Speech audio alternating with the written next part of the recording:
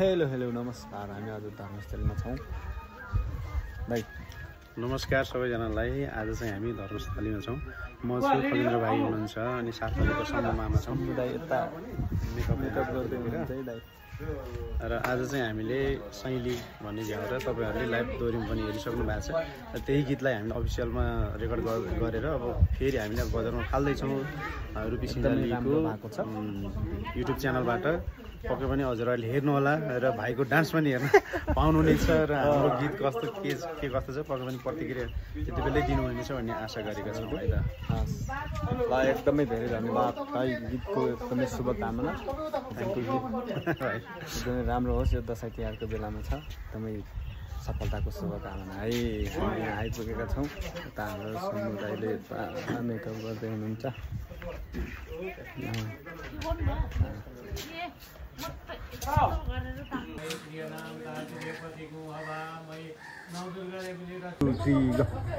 ओहो लाउरे होइन, एक्कासी झुल्कियो त के गर्नु यार, पल्टनको जागिर छुट्टीको ठेगान नै। ल ठिक छ, नवलपुरको रुम्सी गाउँमा रोटी बस्न जाने कुरा छ, अब सँगै जानुपर्छ है। हुन्छ नि त हुन्छ, बरु मलाई पनि नछुटाउनु है। ल म चाहिँ अहिले चाहिँ घरतिर लागेँ। ल हस् हस्।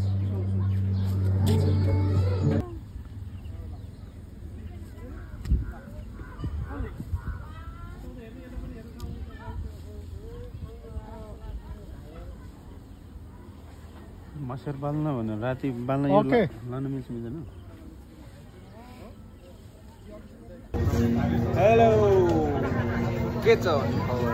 हामी आज सुटिङमा है।